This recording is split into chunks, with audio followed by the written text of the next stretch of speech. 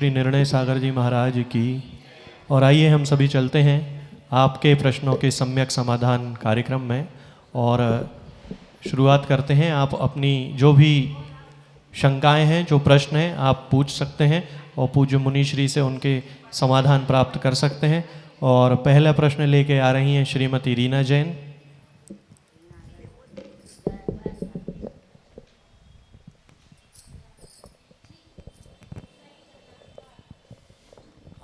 महाराज श्री के चरणों में बारंबार नमोस्तु नमोस्तु नमोस्तु। महाराज श्री, जैसा बोला जाता है कि आकुलता नहीं करना चाहिए, निराकुल रहना चाहिए, लेकिन धर्म के क्षेत्र में हम लोगों को लगता है कि जल्दी से जो आवश्यक हैं, देव पूजा, पूजन, सामायिक प्रतिक्रमण जो भी हैं, आदि आदि प्रवचन सुनने जाना है, तो ऐसी आकुलता करना उचित है कि नहीं? देखो, ऐसा है, जब कोई सुबह जल्दी जाना होता है और गाड़ी आने वाली है तो लगता भोजन करके चलो, तो वो जल्दी जल्दी पूड़ी वगैरह खाता है, आधा चबाता आधा पानी से निकलता है, तो न पेट भरता और न उसकी तृप्ति होती है।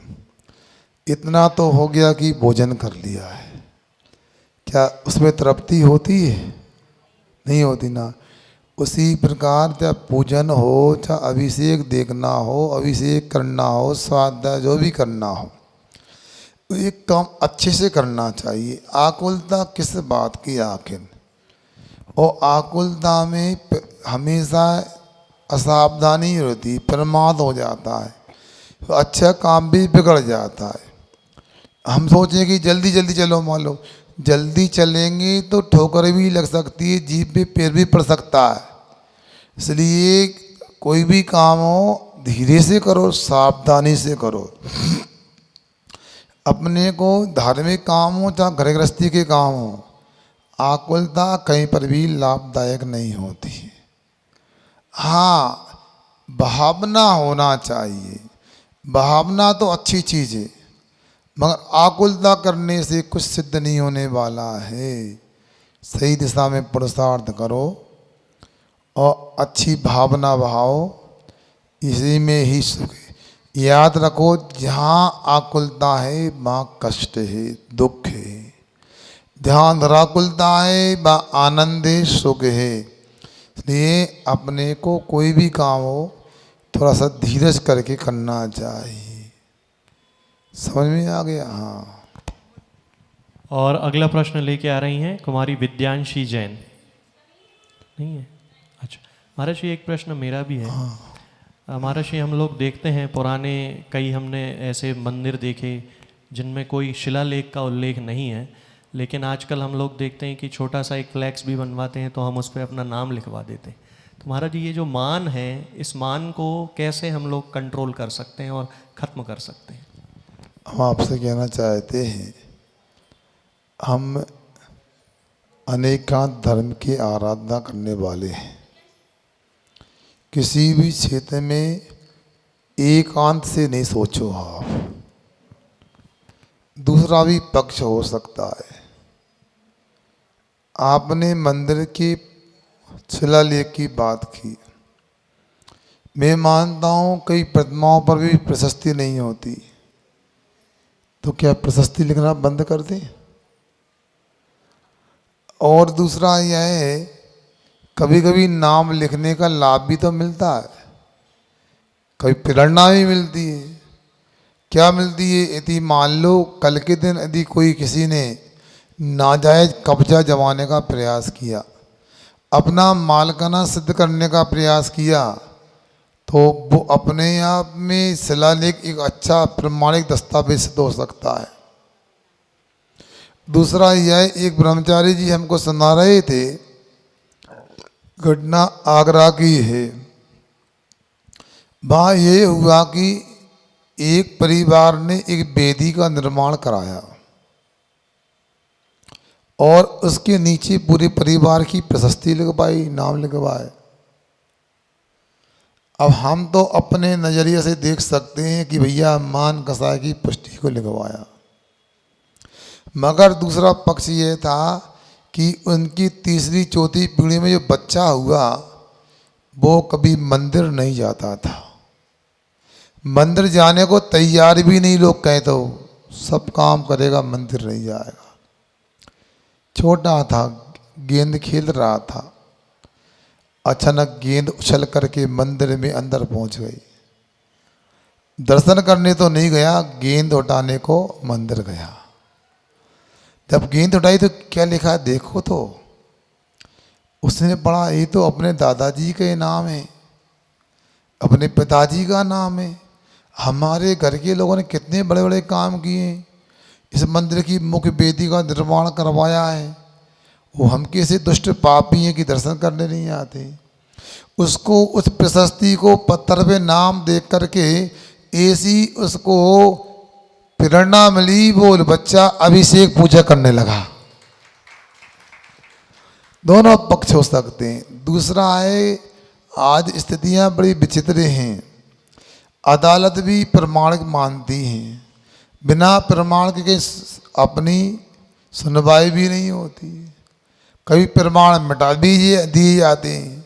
तो अपेक्षा लगा करके वो यदि देखें तो ठीक है, एकांत अपने ही नाम की बात करें तो ये भी नहीं बनता है। कुछ ऐसा नहीं है कि आज पर भी पत्थर लगते भी नहीं भी लगते, मगर लगा दिए जाएं तो उसमें कोई बाधा भी नहीं मेरे हिसाब से। कल के दिन बहुत सारी बातें थी, कौन सी आमना का मंदिर है, कौन ने करवाया है, कौन क्या है, तो ये पता लगेगा।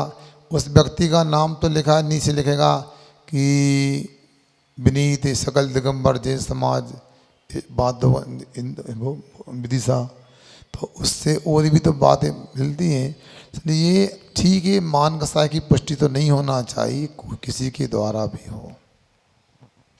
और अगले प्रश्न के लिए आ रही हैं मोनिका जी।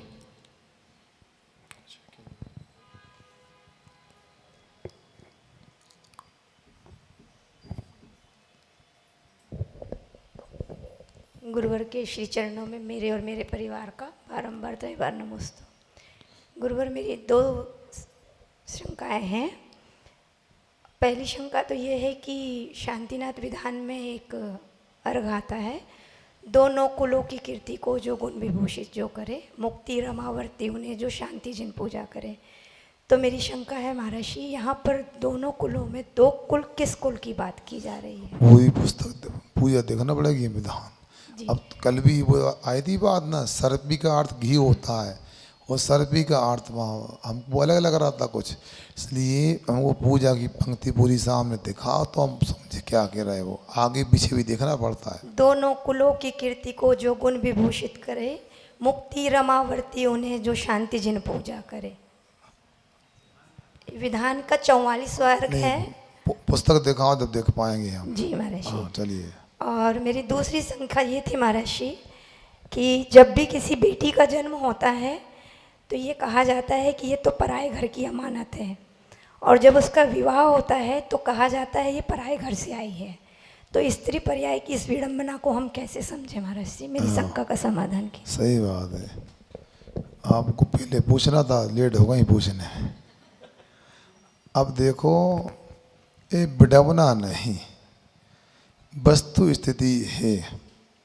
यथार्थ में तो कोई किसी का नहीं है, सब अपने आत्मा के स्वामी हैं, किंतु लोक व्यवहार में ऐसा माना जाता है क्योंकि स्त्री पर्याय है, वो घर में तो रखते नहीं है उसके लिए। अब उसको यदि पराया माना जाता है तो इसमें भी एकांत कहाँ है? यदि पराया माना जाता है, ऐसा पराया समझ के लोग कहते हैं कि घर के शोर सूतक का प्रभाव लड़की के ऊपर नहीं पड़ता, मगर ऐसा एकांत से मान ले कि घर के शोर सूतक का प्रभाव लड़की पर नहीं पड़ता, तो मैं पूछता हूँ उन लोगों से और आपसे भी, यदि लड़की मर जाए तो घर वालों को शोर सूतक लगेगी नहीं लगेगी?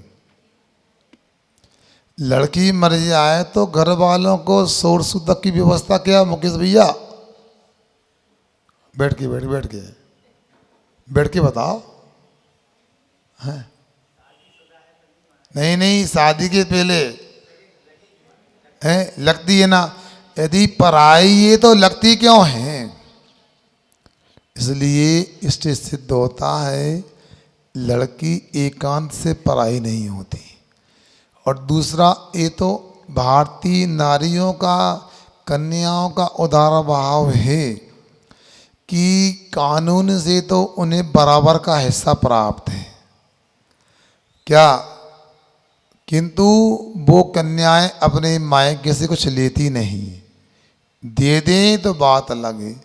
100 में एक आध कोई दुष्टा मिल जाएगी हिस्सा मांगती है भैया से, पर कोई नहीं मांगता। अरबों की संपत्ति भी क्यों ना हो, कभी मन में भी नहीं आता कुछ मिल जाए। अपनी ससुराल में जो होता है उसी में संतोष रखती है और गुजर बसर करती है, वो ऐसा है। तो इसलिए शास्त्र से भी बता दिया और कानून से भी बता दिया कि लड़की पढ़ाई नहीं होती है, ये मानना गलत है। इसलिए आप लोगों को अपनी धारणा बदलना चाहिए। अध्यात्म से तो शरीर भी अपना नहीं है। अगले प्रश्न के लिए आ रही हैं श्रीमती सपना जैन।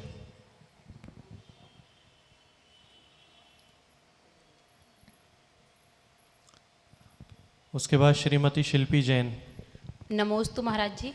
महाराज जी, कल जैसे कि मोक्ष सप्तमी थी, तो परंपरा से ऐसा माना जाता है कि मोक्ष सप्तमी के दिन कुंवारी कन्या ही व्रत रखती हैं।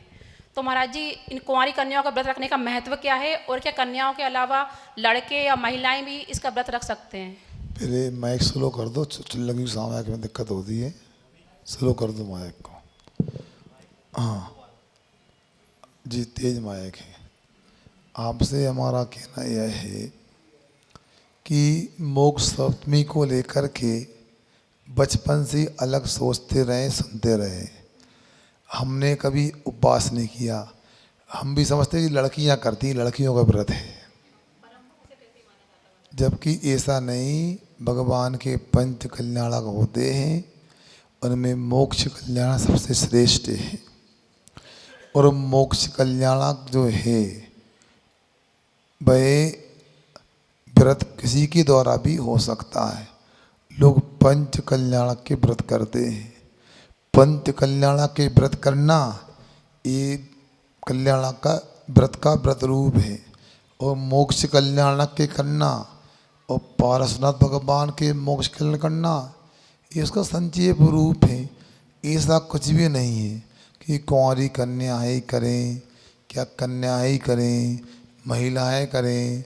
वो तो क्या पुरुष लोग आलसी होते, खौगा होते हैं, उन्हें त्याग म्याग बनता नहीं है तो बहाने बनाते हैं। वो तो पक्की बात है, यदि महिलाएं ना हो तो ये व्रत उपवास भूल जाएं, कब बातें कब चले जाते हैं। 10 लक्षण में भी जो लोग एक आसन कर लें तो बहुत बड़ी बात है। मगर हमारी माता बहनें वे अष्टांग का भी याद दिलाती हैं और 16 करण भी याद आ जाते हैं और 3 सगा के 10 लक्षण भी समझ में आ जाते कि चल रहे हैं। वरना इन लोगों का तो ठीक ठाक है। इसलिए चिंता ना करो, आपके साथ धर्म लगाया जाता, धर्म पत्नी बोलते हैं। धर्म पति आज तक किसी को नहीं लगाया गया। समझ में आ रहा है?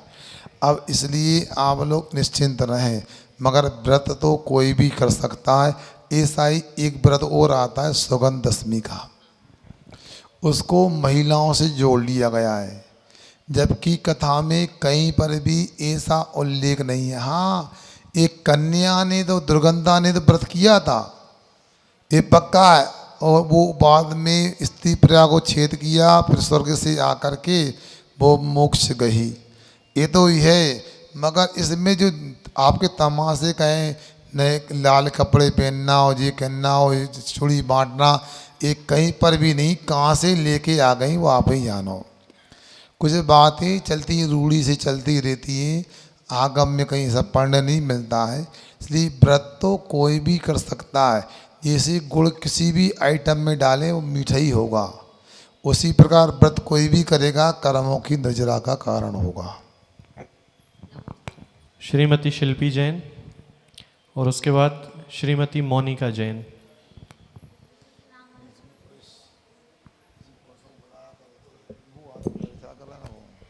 नमोस्तु महाराज जी। सुख और दुख के पीछे हमारे कौन से कर्म का उदय है? अच्छा, ये हमारा मोटिवेशन क्लास का एक विषय है, सुख दुख, सुखी और दुखी होने के पीछे कौन कौन से कारण होते हैं। देखो, देखा जाए जो असली सुख है वो तो संसार अवस्था में संभव ही नहीं। शरीर के साथ आत्मा का सुख मिल जाए ये बड़ा दुर्लभ है। हाँ, शुद्ध उपयोग आत्मक परिणति में जरूर सुख होता है, मगर सिद्धों की तरह वो भी नहीं होता। अरहंतों का सुख भी सिद्धों की तरह नहीं होता है। अब आपने जो वर्तमान में अपने सुख दुख की बात की, ये तो इंद्रिय जन्य सुख हैं और दुख हैं। सुख के इंद्रिय सुख के लिए साता वेदनी काम करता है और दुख के लिए असाता वेदनी काम करता है। बाहर के नौ कर्म होते हैं, अच्छा भोजन मिल जाए, अच्छे कपड़े मिल जाए, अच्छा बंगला मिल जाए, मगर इसमें भी तभी सुख होगा जब साता वेदनी की उदय उदीर्णा होगी। और यदि असाता वेदनी की उदीर्णा होगी तो आप जानते हो कपड़े टेरिकॉट पॉलिस्टर के होते हैं, डॉक्टर मना करता है चरमोरों के, सूती कपड़ा पहनना आपको। गाड़ी अच्छी घर में है, मगर क्या करें, दीदी को उल्टी हो जाती गाड़ी में, ट्रेन से सफ़र करते हैं, 50 लाख की कार लेके आए, पूरी गंदी कर दी उल्टी करके, हैं ट्रेन से जाना है, ये भी बड़ी बीमारी। तो ये सब अंदर का कारण तो जीव के सुख में साता वेदनी और दुख में असाता वेदनी होता है, ऐसा जानना चाहिए। फिर महाराज ऐसा क्या करें कि हमें कभी दुख ना हो? तो आचार्य कहते हैं दुख के कारण से बचो। दुख शोक तापा क्रंदन बद देवनानंद प्रभय स्थान सत्यवेदस। उमा स्वामी कहते हैं जो वेदना का अनुभव दुख होता है उसको कभी नहीं करो। इसके इष्ट के वियोग होने पर जो विकलता की अनुभूति होती है वो छोड़ो, इसको शोक बोलते हैं। ताप निंदा आदि होने पर अपने आप को कोसना पश्चाताप करना ये ताप कहलाता है। आक्रंदन, जो रोने का नाम आक्रंदन होता है। परिदेवन ऐसा रोना दूसरे को रोना आ जाए या स्वयं को रोना आ जाए, दोनों को रोना आ जाए, ये सब असाता वेदनी के आश्रव के कारण है। जिसरा आश्रव बंद होगा वे सही कर्म उदय में आएगा। इसके विपरीत साता वेदनी के प्रत्यय भी बताएं। साता वेदनी का बंद आश्रव कैसे होगा? तो उन्होंने कहा भूत व्रतन गुम्पादान सराग श्रीमती योगा शांति सोचती सत्यवेद्यस। जीवों पर दया का भाव, वृद्धियों को दान का भाव, क्या सराग संयम आदि, क्रोध का अभाव, लोभ का अभाव, ये साता वेदनी के आश्रव के कारण होते हैं, ऐसा जानना चाहिए। तो महाराज जी हम लोग आहार देते हैं, चौका लगाते हैं, तो हमको साता वेदनी का आश्रय होगा। तुम चौका लगाते कहाँ? तुम तो नगर पालिका का टैक्स देते हो, 3 का इन दोनों का चौका बंद हो जाए फिर हम लगाएंगे। दान तो वो तो आपने तो व्यवस्था बना ली। कई मंदिरों में बारी होती है, सोमवार को इनको पूजन करना, मंगलवार को इनको करना है, तो आप पूजन आवश्यक कहाँ कर रहा है? समाज की व्यवस्था को ढो रहे हैं आप लोग। दान के बारे में भी ये क्या है कि पहले 3 चौके लग जाए, इनकी हार जाए फिर हम चौके लगाएंगे। आप लगा रहे कि नहीं? हम लगा रहे। हम लगा रहे तो हम नहीं लगा रहे। ये क्या है बताओ? दान आवश्यक निर्जरा का कारण है और साता वेदनी के आश्रम का कारण है। हम बिल्कुल नहीं समझ पाए कि व्यवस्था क्या है। हो सकता है कल से व्यवस्था हम बदलें, कमेटी नहीं बदलेगी, पक्की बात है, वो आप भी नहीं बदलोगे। हम कहीं पर भी आहार करने पहुंच सकते हैं। वो जो यहाँ खड़े होते हैं ना, वे भागने की कोशिश ना करें। हम लौट के भी यहाँ आ सकते हैं, अपने घर पर भी पहुंच सकते हैं। मगर ये व्यवस्था मुकेश भैया कब से प्रारंभ हुई? कब का इतिहास है जी? ये लिस्ट बन जाती है कि एक व्यक्ति को फ़ोन लगाओ, वो नंबर देगा, 16 तारीख से इनका नंबर है, 19 से इनका नंबर है। ये कहाँ से?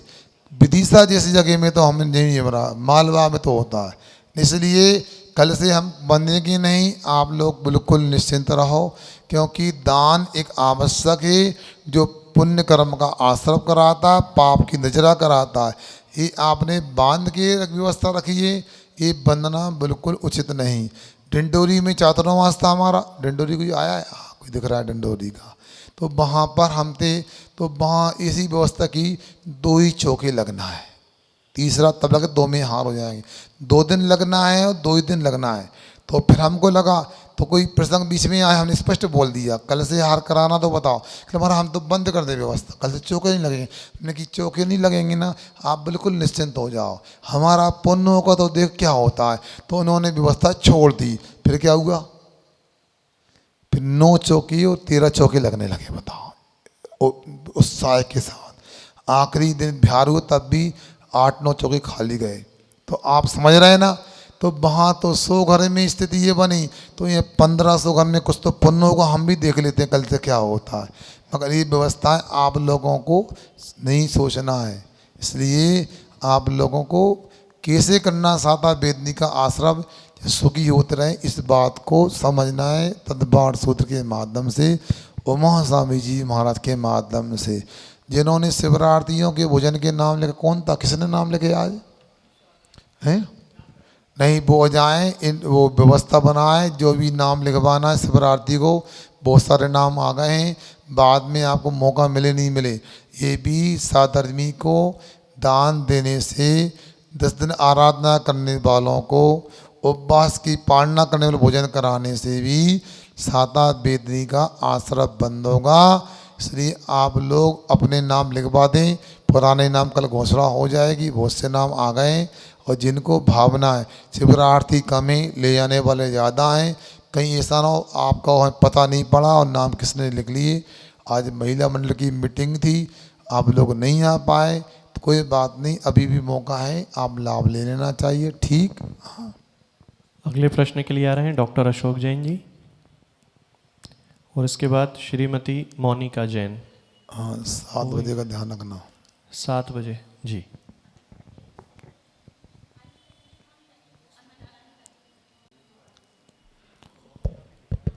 नमोस्तु महाराज जी, नमोस्तु महाराज जी, नमोस्तु महाराज। महाराज जी, जैसे रात्रि भोजन त्याग में 4 प्रकार का आहार का त्याग कराने का बताया जाए, लेकिन इसमें भी अन्न का त्याग करने के लिए क्यों ज़्यादा जोर दिया जाता है?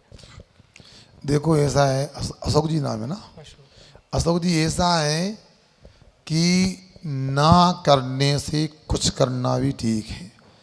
अंग्रेजी में कहते हैं ना, समथिंग बेटर देन नथिंग। तो ना करने से कुछ ठीक है। तो यहाँ पर त्याग तो ये है कि सूर्यास्त होने के 48 मिनट पहले ही खाद्य स्वाद ले पे 4 प्रकार के आहार का त्याग करना रात्रि भोजन त्याग है।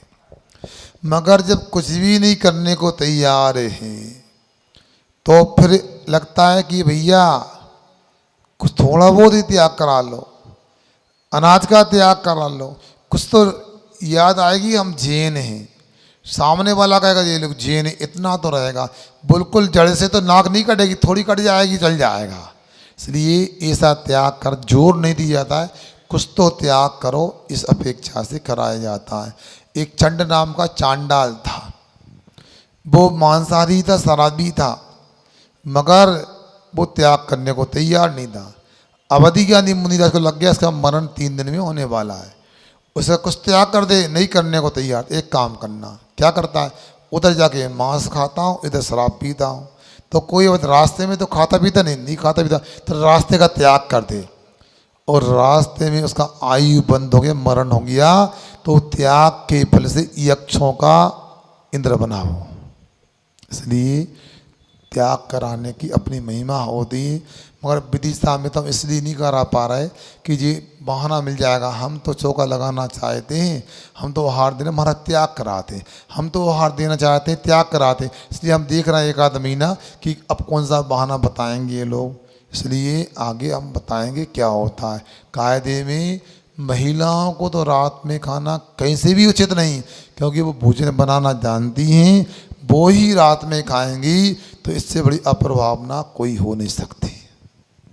मतलब पुरुष खा सकते हैं, पुरुषों को भी नहीं खाना चाहिए। अन्न का मतलब ऐसा नहीं, मतलब कि कम से कम कुछ तो त्याग कर दो, नहीं करने से तो यह है। हाँ कुछ भी त्याग कर सकते हैं, मगर अन्न से तृप्ति होती है। जो तृप्ति दाल रोटी से होती है वो किसी से नहीं होती है, याद रखो। और आ रही हैं उसके बाद श्रीमती नीतू जैन और फिर तैयार रहेंगी श्रीमती अनीता जैन। मैं आपको जानकारी दे दूं, पूज्य महाराज श्री ठीक 6:15 बजे नीचे आ जाते हैं, आचार्य कार्यक्रम चलेगा, इसलिए अपने प्रश्नों के लिए थोड़ा सा जल्दी आना शुरू करें। नमोस्तु महाराज श्री क्यों भुगतना पड़ते हैं? शरीर अलग है, आत्मा अलग है, और शरीर खाता है, पाप कर्म करता है, लेकिन इसके आत्मा को परिणाम क्यों भुगतना पड़ता है? हाँ ठीक है, भाव तो आत्मा में होते हैं। ड्राई सुनो तो, अरे आप बस बातें नहीं करो, इस समाधान सुनो क्या बोला, प्रश्न भी नहीं कर पाती, समाधान भी नहीं सुनती। अरे ये कह रहे हैं, आपसे पूछना चाहते हैं, हमेशा रोड पे दुर्घटनाएं होती हैं, कोई बस टक्कर मारती है, कोई ट्रक टक्कर मारता है, व्यक्ति मर जाता है, तो दंड किसको मिलता है? ड्राइवर को मिलता है कि बस को मिलता है? बोलो ना। तो इनकी बात से तो ऐसा लग रहा है बस को दंड मिले, जेल बस को होना चाहिए, कार को होना चाहिए, उसने टक्कर मारी है, ड्राइवर को क्यों जेल होती है? हाँ सुनो तो, इसी प्रकार से भाव जो होते हैं जीव में होते हैं, जड़ में भाव नहीं होते, इसलिए कर्म बंद जीव को होता है, जड़ को नहीं होता। जड़ में अनुभूति भी नहीं होती, भाव भी नहीं होते, इसलिए संयोगी पर्याय है, शरीर के साथ जीव रहता है, इसलिए दोनों की संयोगी पर्याय में जीव के भाव होते हैं। वो अच्छा बुरा शरीर के द्वारा होता है, मगर उसमें भाव तो जीव के हैं, तो परिणाम भी जीव को ही भुगतना पड़ेगा। ठीक। हाँ। और अगले प्रश्न के लिए आ रही हैं श्रीमती अनीता जैन, उसके बाद श्रीमती सारिका जैन। नमस्ते महाराज जी, भाग और पुरुषार्थ में क्या अंतर है? बता तो पहले भी दिया। चलो देखो, आज का किया गया पुरुषार्थ ही कल का भाग बनता है। सुन रहे ना, बीज का बोना ये पुरुषार्थ है, और फल का उत्पन्न होना ये भाग्य है। जैसा बीज बोते हैं वैसा ही फल प्राप्त होता है, इसी प्रकार यहाँ जानना चाहिए। इसलिए हम पुरुषार्थ करें, अच्छा पुरुषार्थ करेंगे तो हमारा सौभाग्य होगा, और गलत जगह हम करेंगे मेहनत तो वो दुर्भाग्य होगा। इतना सी अपने को जानना चाहिए। हो गया। श्रीमती सारिका जैन और उसके बाद अंतिम प्रश्न के लिए श्रीमती पिंकी जैन। नमोस्तु महाराज श्री, नमोस्तु नमोस्तु। मैं घड़ी में लाता रहता हूँ कि प्रश्न यदि ज़्यादा होते हैं तो संक्षेप में भी कर सकता हूँ मैं। आप लोग बाद में प्रश्न करोगे तो मौका शायद कल से नहीं मिले। महर्षि, एक जीव जब श्रेणी का आरोहण करता है तो उपशम और छपक श्रेणी पे करता है जी। तो जिसने कर्मों का उपशम किया वो औपसमिक श्रेणी चढ़ता है और छपक क्षयिक श्रेणी चढ़ता है। तो छपक उपशम श्रेणी भी चढ़ता ही मैंने पढ़ा है, तो वो कैसे? देखो, आपने सिद्धांतिक प्रश्न किया है, वैसे मैं शाम को बचता हूँ सिद्धांत की चर्चा करने से, फिर भी प्रश्न किया तो मैं बताता हूँ। देखो, मुनि महाराज जो होते हैं अपनी विशुद्धि के बल पर 7वें गुण स्थान से जब ऊपर पहुँचते हैं तो दो रास्ते होते हैं, एक उपशम श्रेणी और एक छपक श्रेणी, जिसमें चारित्र मोहिनी की 21 प्रकृति का उपशम किया जाता है, वो उपशमिक श्रेणी होती है, और जिसमें चारित्र मोहिनी की 21 प्रकृति क्षय किया जाता है वो छपक श्रेणी होती है। अब आपने कह दिया कि हमने ऐसा पढ़ाया कि जो छपक श्रेणी भी चढ़ सकता है, थोड़ा आपका व्यवस्थित नहीं था, फिर भी मैं समझ गया हूँ। वो ऐसा होता है, उपशम श्रेणी चढ़ने वाले के लिए ये शर्त होती है, या तो वो द्वितीय उपशम समदर्शन प्राप्त करे अथवा छायक समदर्शन प्राप्त करे। जो औपसमिक समदृष्टि होता है उसको भी द्वितीय उपशम प्राप्त करना होगा, अथवा जो छायोपशमिक समदृष्टि है उसको भी अपने छायोपशमिक समदर्शन को द्वितीय उपशम में बदलना होगा, तब ही वो उपशम श्रेणी चढ़ने की पात्रता रखता है। एक बात। और दूसरा, छपक श्रेणी का तो नियम है छायक सम्यक दृष्टि जीव भी छपक श्रेणी चढ़ने की पात्रता रखता है, उसमें भी वज्र वृषभ नारा संगनन होना चाहिए। जबकि उपसम श्रेणी में प्रारंभ के 3 संगनन भी चल जाते हैं, वज्र वृषभ नारा संगनन, वज्र नारा संगनन और नारा संगनन भी उपसम श्रेणी के लिए पर्याप्त होते हैं, ऐसा जानना चाहिए। समझ में आ गया?